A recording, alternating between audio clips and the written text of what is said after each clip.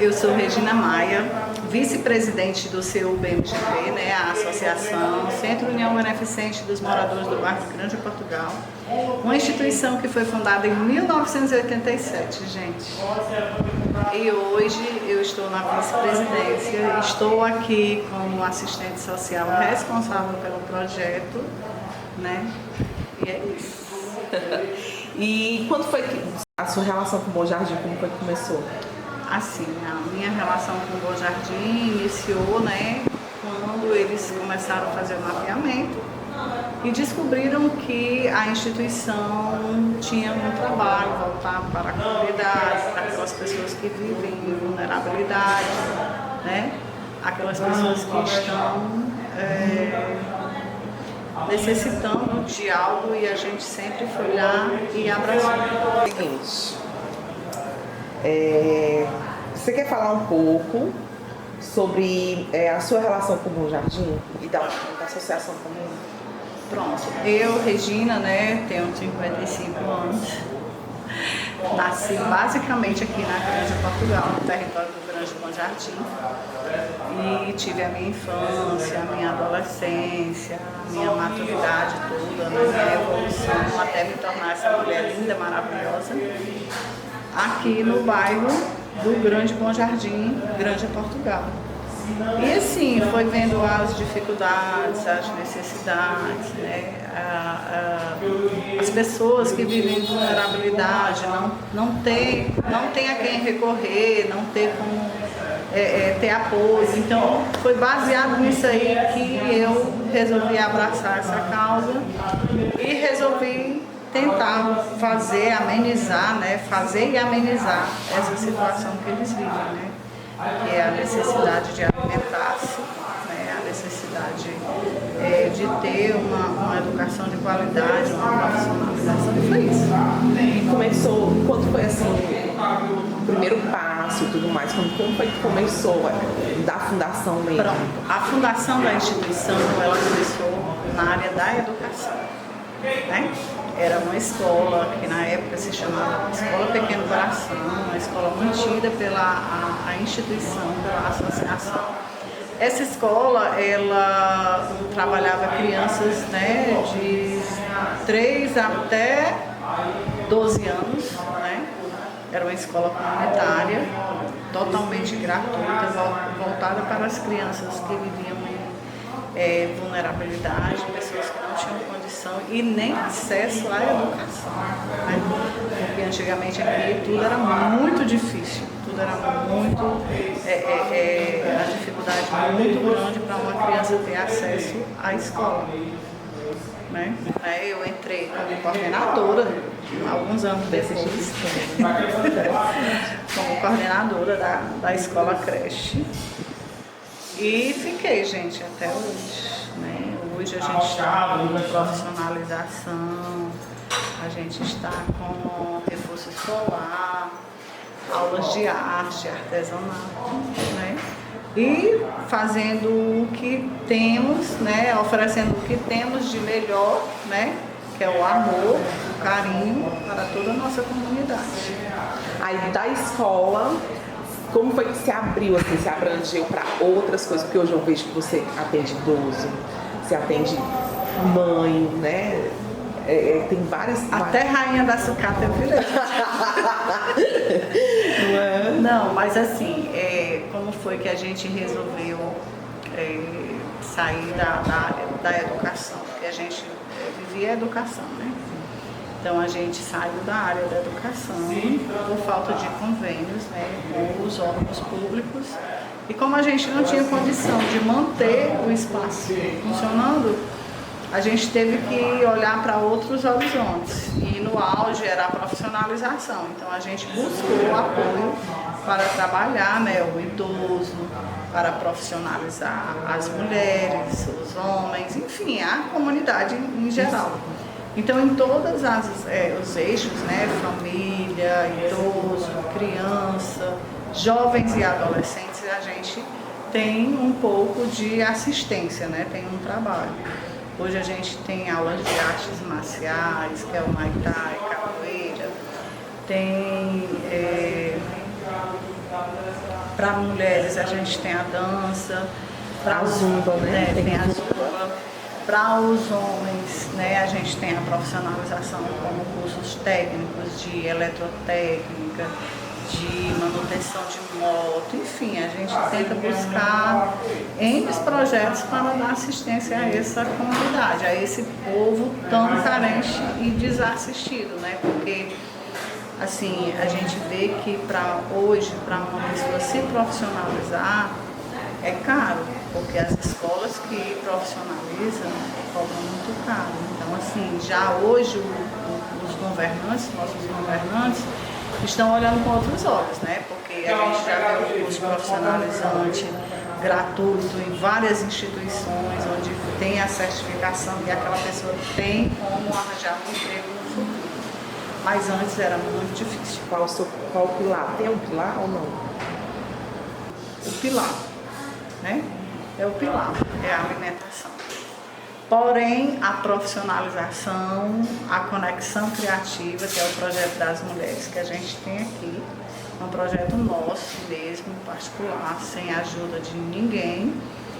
Para a parceria desse projeto, que é o Conexão Criativa, a gente tem o CCBJ, né?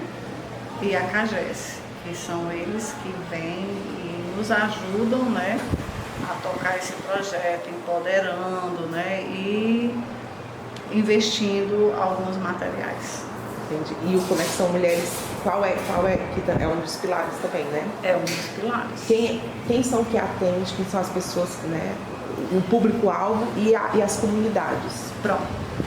No Conexão Criativa, a gente tem 25 mulheres que são daqui do bairro de Grande Portugal, que é do Bom Jardim, que é do Conjunto Ceará, né? E são bairros vizinhos, né? Essas mulheres, elas vêm dia de terça e quinta, né, para a instituição.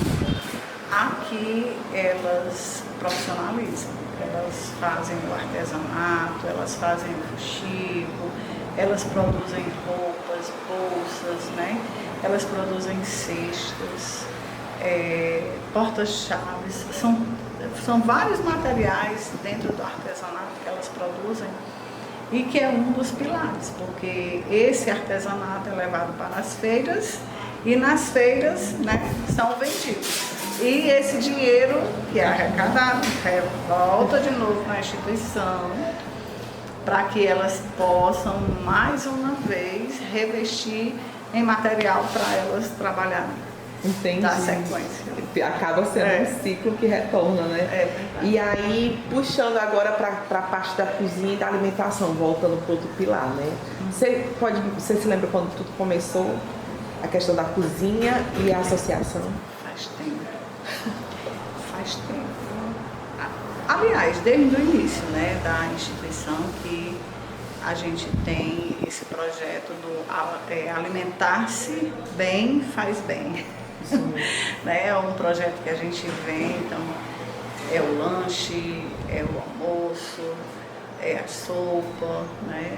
Nem todo dia a gente pode fazer porque os recursos são precários, né? Mas já faz muito tempo que a gente vem dando esse tipo de assistência na parte de alimentação para a comunidade. Aí então veio o Ceará Sem Fome, né? Que amenizou algumas coisas, né? A gente tinha muita dificuldade para... Quais eram as principais dificuldades da época lá, né? Lá no comecinho, para poder alimentar as pessoas? Era justamente as proteínas, os legumes, os insumos. Essa era a dificuldade. Porque nós tínhamos que ter parceiros, né? Para que pudesse nos doar essas proteínas, esses alimentos, para que a gente pudesse produzir e distribuir, né, para a comunidade. Essa era a nossa maior dificuldade. E aí lá no comecinho, você conseguia abranger quantas pessoas, você lembra? Gente, a gente tem um público hoje de 200 pessoas, né? Então assim, a gente sempre abriu as portas, é um grupo rotativo, né, que chegou, não tem, hoje a gente só restringe as quentinhas, porque é um programa do governo do estado. Porém, as outras ações, quem chegou, traz a marmita, leva a comida, traz o balde, leva a sopa. Então, assim, as portas são abertas para quem vem buscar, né? Menos as quentinhas. Hoje, na associação, quantas pessoas trabalham? Você movimenta quantas pessoas, assim, se tem noção? Assim, os nossos voluntários, né? Tá falando dos nossos voluntários. A gente tem as meninas da cozinha, tem o administrativo, tem a minha pessoa, tem a pedagoga, né? Enfim, hoje a gente tem umas 10 pessoas. Fora os Para atender quantas pessoas? 200. Fora, né? O pessoal da cozinha que tem a ajuda de custo do governo. Fora elas, que essas daí elas têm uma ajuda de custo, é pouco, mas tem. Né? Mas voluntários mesmo, né? Mas o restante, todo mundo voluntário. Ou os professores que vêm ministrar os cursos profissionalizantes que a gente tem em parceria, né? Com as outras instituições. Certo. Voltando um pouco assim agora para o Ceará Sem Fome e tudo mais, né? E trazendo um pouco das cozinhas comunitárias, né?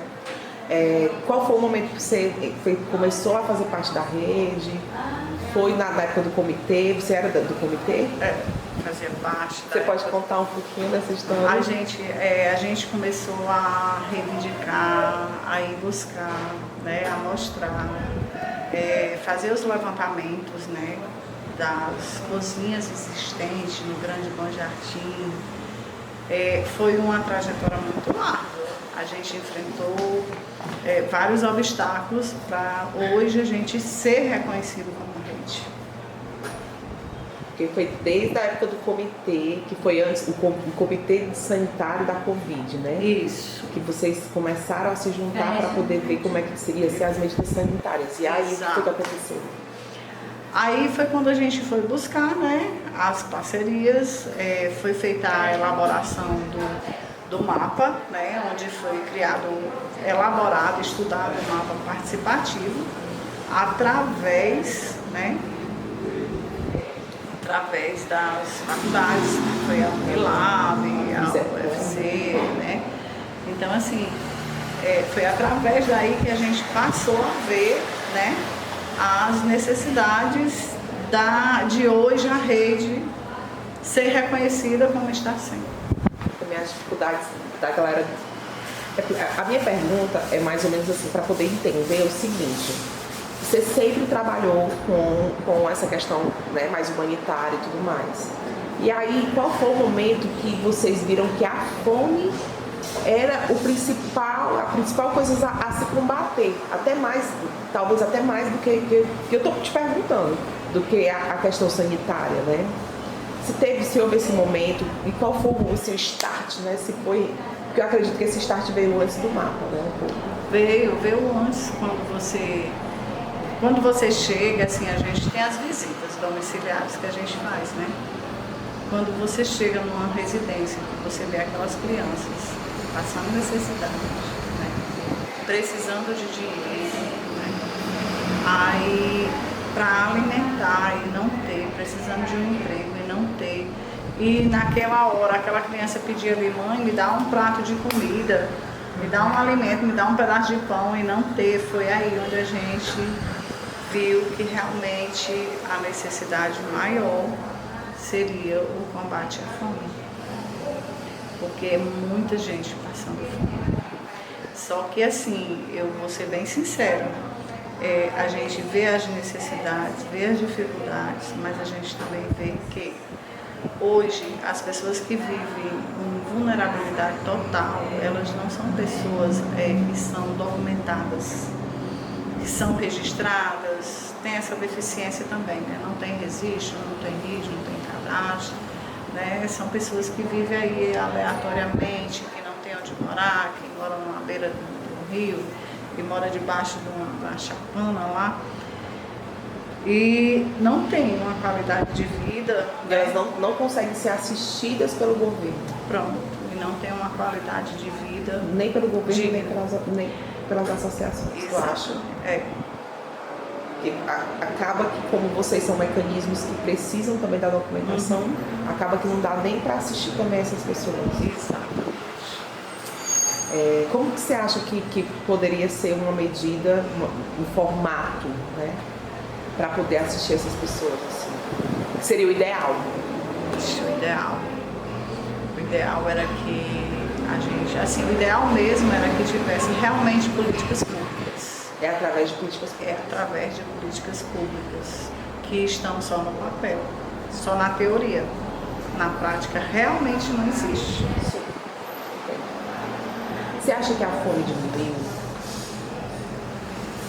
Eu não vou dizer que ela diminuiu, tá? Mas ela veio amenizar. Porque ela poderia diminuir se a pessoa tivesse a certeza que estava tendo um almoço e uma janta. Nem sempre ela tem o almoço e a janta, né? Então, assim, ela amenizou. Porque a gente conhece pessoas que elas almoçam, mas não jantam. Almoçam, mas não tomam um café da manhã. Entendeu? Então, eu acho que hoje a pessoa tem que ter no mínimo o café da manhã, o pão com café, ou um almoço e uma sopa para alimentar-se pelo menos, mais ou menos bem. Realmente. E aí, agora voltando um pouco para as cozinhas comunitárias, tá? Desde quando começou a rede e tudo mais, a construção do mapa participativo, todo esse processo, Regina, pra ti, como foi, assim, tu gostou? Ai, foi ótimo, porque você passou a conhecer comunidades que você não conhecia, passou a conhecer pessoas que você não conhecia, a vivenciar momentos com pessoas diferentes, com pessoas mais intelectuais, com pessoas mais inteligentes, menos inteligentes. Então, assim, ficou aquela coisa mista que é bom, é o povão, né? Na luta, na construção de algo melhor para melhor atender a todos nós. Eu gostei, eu amei. E você acha que desde quando vocês se construíram como rede para hoje, vocês conquistaram? O que é que vocês conquistaram? Nós conseguimos que esse projeto que nós mapeamos fosse valorizado, né? Fosse enxergado pelos órgãos competentes, pela primeira-dama do Estado, que eu acho assim, não que ela plagiou, ela copiou, né? Mas ela leu o nosso projeto, gostou e implantou um parecido. Então, assim, a gente conseguiu gás, né? A recarga de botijão de gás que nós não tínhamos, nós conseguimos através do governo do Estado. Então, assim, a gente conseguiu várias coisas, né? Que veio beneficiar só em a gente ter conseguido, junto com os governantes, implantar esse programa Ceará Sem Fome, que foi uma coisa pesquisada, foi um trabalho pesquisado, né? Mapeado, né? Tudo bem direitinho pela rede. Então, assim, nós conseguimos muita coisa. Só em todo mundo reconhecer a rede do Grande Bom Jardim como uma rede organizada, uma rede de luta, uma rede de reivindicação, é bom demais. A gente está terminando a entrevista, tá? Tá bom. E para fechar com chave de ouro, assim, eu queria saber da Regina, o que é que você sonha? Eu, Regina.